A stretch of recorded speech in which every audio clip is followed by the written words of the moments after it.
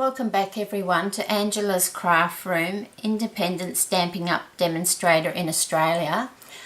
I'm coming to you today to do a tutorial on the screen divider card. Now this is the front of my card, and then when you open it up, it's like a screen divider. Now you have your 4 panels here. A lot of the screen divider cards only have the 4 panels. I like to have the 5th panel on the front.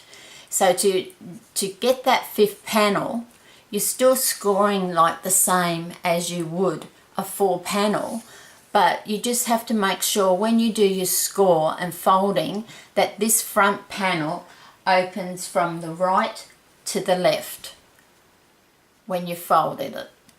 Okay, so we'll go through the scoring and I'll show you what I mean with that, because this is heavily embellished and it's a bit hard for me to reverse the folds. Now I've sponged 3 of the panels, and then I've used a circle to mask for my moon, and I can do that in a later tutorial to show you how I do that. And then I've left this one fairly blank so that you could write your note on there, and I've just stamped the stamp with cherry cobbler just down the bottom to leave room for writing. So let's get started. So first off, you need a piece of cardstock which measures 11 inches by 5 3/4 inches. I've used cherry cobbler. Then we're going to bring in my stamping trimmer, and I'm just going to extend the arm. Now don't do what I did before and cut it with my blade. Use your scoring blade. And we need to score at 2 3/4. Then we're going to go to 5 1/2. Score at 5 1/2. And then we're going to score at 8 1/4.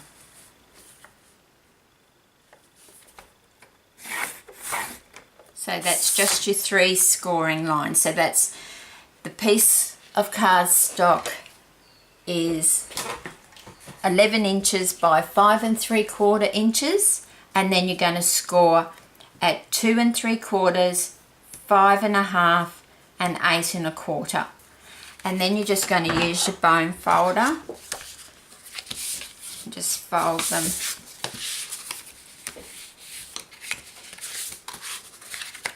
like so. So you're going to have something like that. Okay.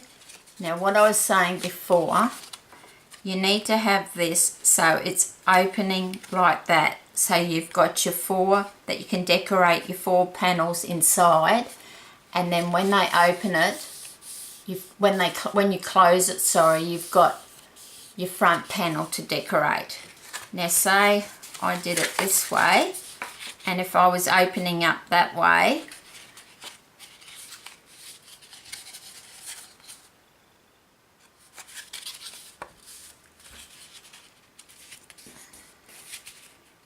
it wouldn't work, because you're opening it backwards. So you just have to make sure that that front piece opens from the right to the left, so it's opening to your 4 panels. Okay, so then I've used the decorative label punch. Just release that. You could use a border edge punch if you wanted, and punch along there. I have done that before, but I'm not doing that for this particular card because it wouldn't match the sponging I'm doing. So to get the legs, so you can see on mine how it's got little legs at the bottom, we need to punch these. So I just get the cardstock up to that center little notch on each side, and that's my guide, and just make sure that this and this is as close level to that side and your scoring side, so it's middle of your panel and just punch it out. Now what I do is I fold it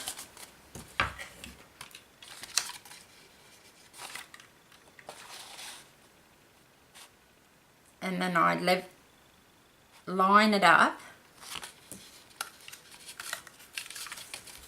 and punch it out again. And don't try doing too many.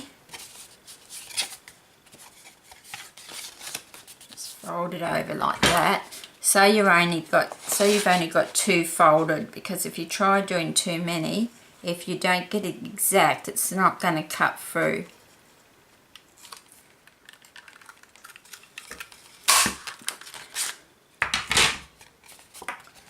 And I'll just fold that one over and just do the last one.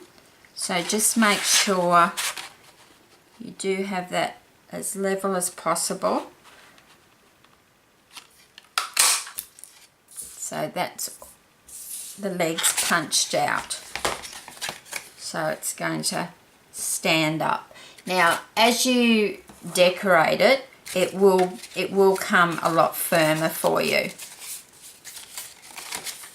Let's make sure that I've got that folded correctly, and I'm just going to really burnish those sides.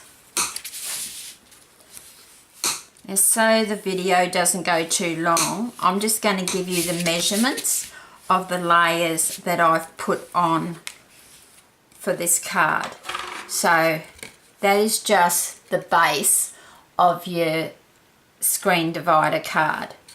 Okay, so I'll just talk you through by using mine, because for instance on this front panel I have 1, 2, 3 layers. And in here I have 1, 2, 3 layers. I have the first layer is pumpkin pie, and then I have a designer series paper as my second layer, and then the top layer is shimmery white, which I always use when I'm sponging. It's just a lot smoother surface than the normal Whisper White, but that's entirely up to you. I've used the plain Whisper White on here. So on this piece here where you're going to write your note, it's only got 2 layers, because it's got the pumpkin pie and the white, so that's the second layer. And then on the back I've just got this, you most probably can't even tell because it's cherry cobbler on cherry cobbler. I've just got 1 panel, so that would be 1 layer. So when I leave the measurements below, if you don't write them down, when I leave the measurements below, I'll have first layer, then the measurements, second layer, third layer, like that for you. So just so you know what I've used here, I've used the pumpkin pie, then I've used the designer series paper from Make a Cuppa paper stack. So I've actually used that side of it. It's Make a Cuppa, but I've used that side of it. Then I've used, on the front here, I've made a tag, and I've used the tag there, which is the scallop tag topper. So we've gone through that before on previous tutorials, and I've just used a dauber and just sponged lightly with pumpkin pie around the outside, finished it off with a nice bow from the cotton pumpkin pie ribbon, and then the buttons come from the Brights collection, and as I showed you before, you get quite a lot of buttons in there. It's really well worth having those. And then on the top button I've just glued a metal rim pearl, and then these 2 pearls down here are the jewels pearls. Okay, and then this sentiment, happy birthday, happiest of birthdays to you, comes from one of the new stamp sets birthday blooms, and I've just used this sentiment here. Now inside what I've sponged, if you want to know the colours that I've sponged, I've used rich raspberry at the bottom, and then halfway up I've used pumpkin pie, and then very lightly at the top, which you hardly can most probably see, I have used a little bit of pink pirouette. And then I've stamped my flower image with StazOn jet black ink. I like using the StazOn when I'm doing this sort of on top of sponging because it's a more vibrant black.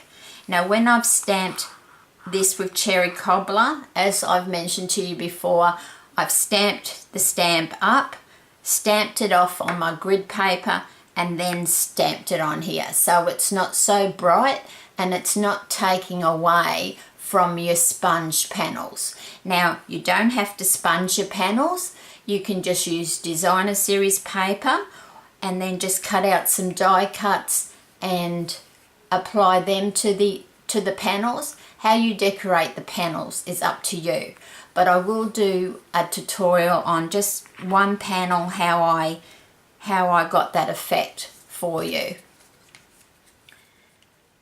And that's the screen divider card. I hope that you have a go at trying that one. It is very popular, and as I say, I do prefer it with the 5 panels. Thank you for watching.